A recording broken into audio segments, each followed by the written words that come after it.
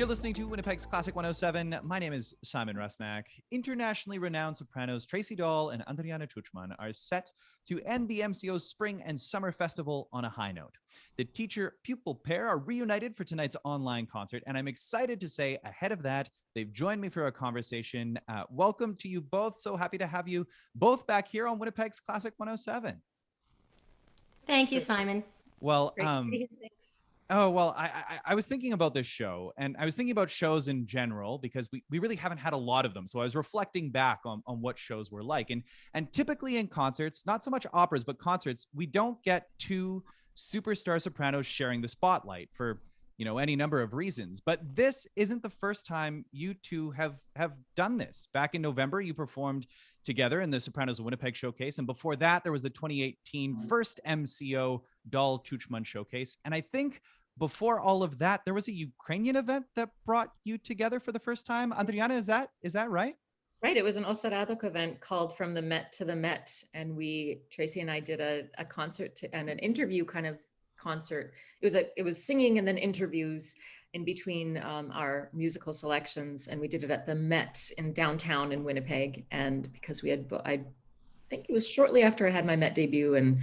And so Tracy and I have both sung at the Met. And so it was sort of a play on singing at the Met in Winnipeg together. Well, so, and speaking of, performing together and the parallels in your career, whose idea was it to first share the stage? I don't know. Andriana, did someone, I think was someone else's idea. I don't know if it was ours. I think maybe MCO thought of it. Do you think? I do. I think it was their idea. And I think one of the things that was just problematic was like, okay, well, they're two sopranos. So we kind of take turns playing the mezzo. Yeah. Which typically happens, right? One of you would go to the lower part. And before we get to the repertoire and who's going to play the mezzo in this show, Andriana, like you mentioned, that Osaradok show was back in 2014. And that was your first professional performance together, though I imagine there was lots of singing between the two of you when you were in Tracy's studio. Tracy, can you talk a little bit more about those early years singing with Andriana when she was your student at the U of M? Oh, it was so much fun. She became a member of the family very quickly. As most people know who know how this relationship as teacher to mentor to friend and colleague, like we've gone the whole gamut now. And top of that all is friends. We're friends. And although it started as teacher and student, Andriana always had that spark. When I was starting, people called it zaw. It just a thing, a spark, and she always had that. So it was really for Andriana, it was just figuring out how to really get into her communication skills, where they went beyond what she had been doing to really getting into the text. And she had an evolution. I would say that the summer you spent in Nuova in between second and third year university was transformative for her. And she came back just willing and ready to take on everything. So my job was just to kind of help her through some of the harder transitions in the vocal range. She didn't have all the high notes when she started. So getting through those, I call those the swinging doors in a restaurant, getting through those doors and not dropping the trays. When she learned that, she was gone and doing super, super well. So yeah, it was great fun. I mean, we knew there would always be a long chat at the door before she left after a lesson. And that has continued just to be part of our relationship, is that music for Andriana has always been more than just a discipline. It's also a part of her humanity. So I think that's also part of why we've connected so well.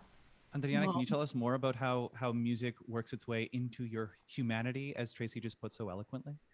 Well, yes, thank you, Tracy, for those really kind words. I first want to just say at 17, how lucky and fortunate was I to have Tracy as a teacher, an international superstar opera singer,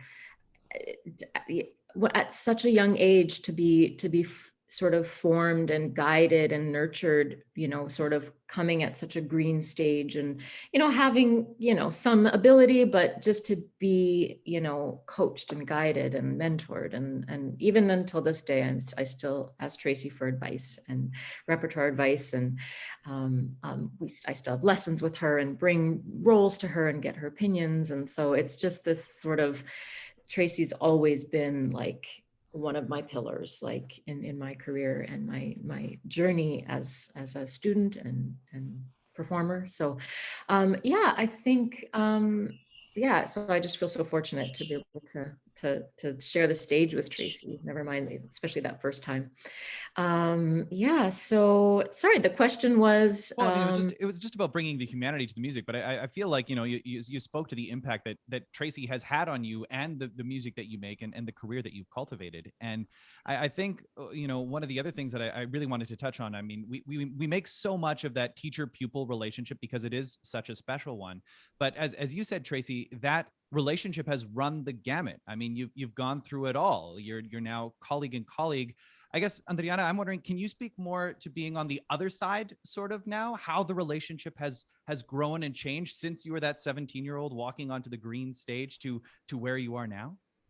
Well, I think, I mean, at 17, you only have so much life experience. And as the years go by, you experience, moving out of the home, navigating this life and navigating your sort of trajectory and where you're planning on going. And you have things that happen in your life, happy moments, sad moments, tragic moments. And so you can really use those things. I just recently had a baby. And so that's a completely different feeling. And Tracy, of course, has 2 boys and I have 1 boy, and I nannied Tracy's boy. So I joking with them that they gave me the training I need now to be a mom of a boy. And so things like that really sort of inform, and you really feed off of that when you're performing and playing these different characters that might be a little bit, not just a little bit, but quite far away from what life is now. And so that really sort of feeds you and feeds your interpretation of roles and things like that. So and I think the guidance and Tracy is when I watched Tracy perform at that young age until now, I just see her be able to fully transform and make me really believe. There's a fine line of like, oh, I don't, oh, she's singing, and not Tracy, but or a person, a singer, oh, they're singing and they're going through the motions. But when Tracy really embodies the characters and I believe every word she says, and I think that was really inspiring to me and made me want to be that kind of performer as well. So. Well, you've both done exactly that. And Tracy, what does it mean to you to hear Andriana talk about how you've had such a long-lasting impact on not only her career but her life as a new mom of a boy, you with 2 boys, and then for her to reflect back on those years nannying and touring with you? How does it make you feel to hear that? Well, it's a wonderful feeling, and I think that it's like a circle of life, right? And some in our business, there are father-son teams that have sung Gino Quilico and Louis Quilico. There are people who've passed it through inside the family, but even though this hasn't been passed through family, it feels that way. Because Andriana has been part of our family since Jaden was just an infant, and he's my older son. So it feels like we've been together all of those years, and we hope to continue that, as kind of a close family relative. I'm putting little quotes around myself for when Andriana and Adam need help with their son. And it is. I think one of the things that was really neat was that I had a lot of my nannies were all students. Almost all of them were students, either of mine or my husband's from Kelvin High School. And what was really wonderful was that several of these young women wanted to know what it was like to be on the road and be a mom and how to manage that. And so they got to see a lot of that world from the inside.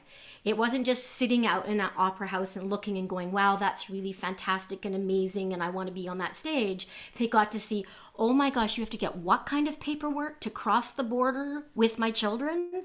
Because we had to get lawyers involved to have Andriana take the children across the border to join me, because she wasn't my spouse and she wasn't family.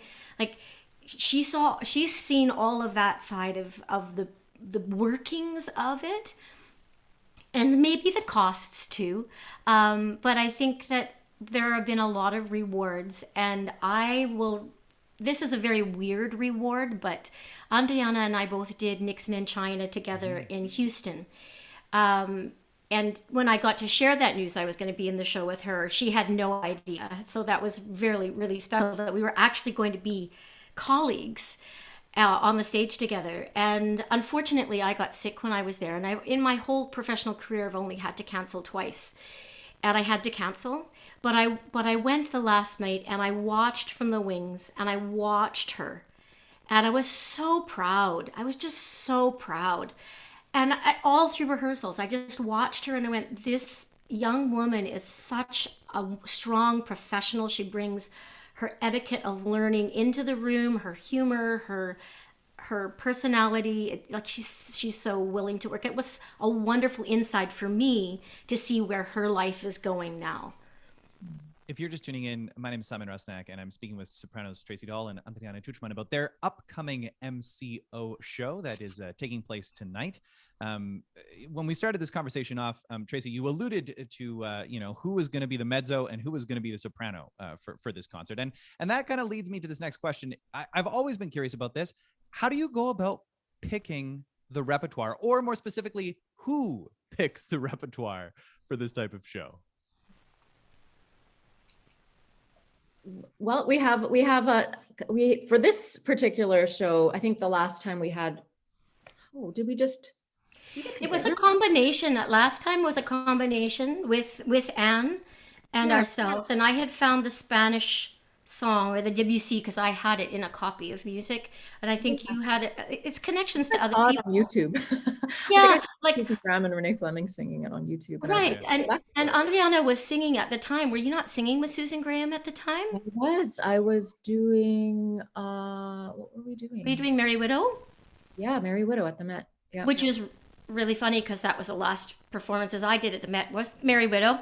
There are so many crossovers. Unbelievable. It truly is unbelievable. Yeah, it is pretty crazy. Considering our voices are really not that much alike. But Anne Manson came up with a lot of the pieces for us, especially this time. Last time we kind of brainstormed. It was kind of everybody throwing in and then picking. When it came to what we might sing or not sing, there are some things that I can do and some things I can't, because I'm quite a high voice. So depending on where we went in programming, if I had been singing something super high, I couldn't go low. But I think it made sense for me. There were a couple of things where I felt there's a real good, strong chance that Andriana someday will sing Fioreligi. And she is Susanna. She's not like, why should she sing the Countess? I'll just do that, So we kind of, it made sense. Like even the, oh gosh, what is the Monteverdi that we did this time? From Coronation of Popea. Yeah. She is Popea. She should sing that. So and the notes are really the same. So I did the lower part. Yeah, they kind of weave into the same melody, like they switch the off. Exact same notes. Yeah, so it wasn't too crazy. Yeah, I'm so glad you bring up that Monteverdi, because it really is just peak Monteverdi. It is so romantic. It is so beautiful. It's absolutely gorgeous music. Pur ti miro, I adore you, from Coronation of Popea. Andriana, for anyone listening who might not be familiar, Tracy just said, your voices are different. And if people are looking at the show and going, well, it's Sopranos, without getting too far into facts and voice types, can you run through the differences between your voice and, say, Tracy's voice as a coloratura? Well, I can't speak to what Tracy maybe sounded like when she was a teenager, but when I was a teenager, I sang in the church choir at St. Vladimir and Olga Cathedral. And a lot of the soprano stuff is very middle-y.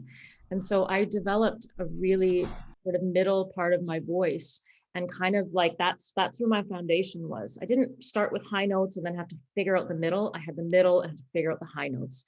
And so like to have Tracy as a teacher at that time was just perfect, because that's really what I needed, and how to seamlessly get from the middle to the top. And so my voice, I would say, definitely was a light lyric to start. It's sort of moving into mid-size lyric stuff, experimenting with different roles and things like that, and hopefully into more fuller lyric stuff as I continue this career.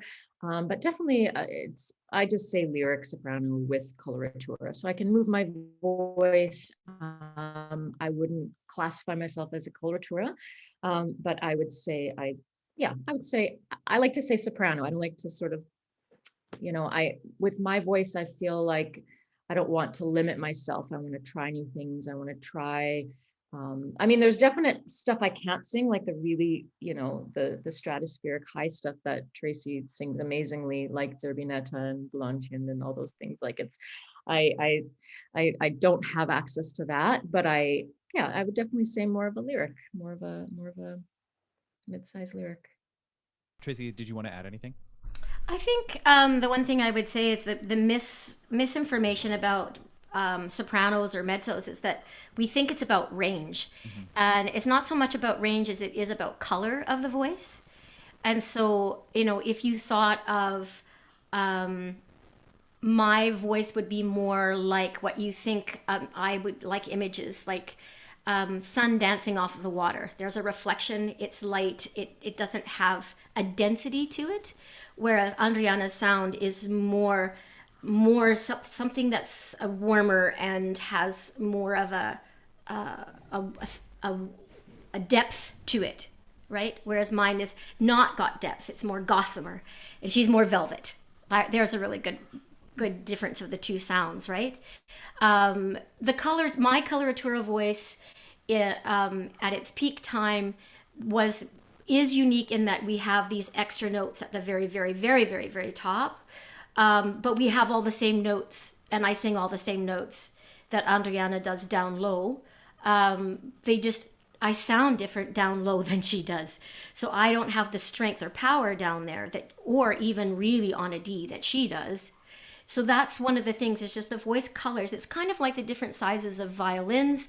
So, or your first or second violin or your viola, they all have a new color as they change, and our vocal cords and our bodies create different colors. So everybody sounds different, but it's not so much the range as it is actually the color of the voice. Yeah, gossamer and velvet. If you're looking for a duo name, I feel like you could go with that one.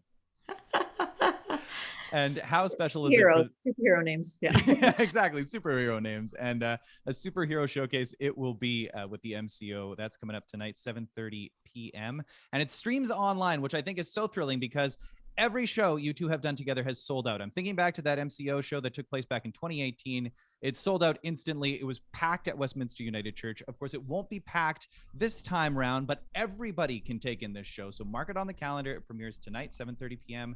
Andriana and Tracy, thanks so much for taking the time to chat with us at Classic 107 today. Our pleasure. Thank you, Simon, for the invitation. Yeah, thank you so much.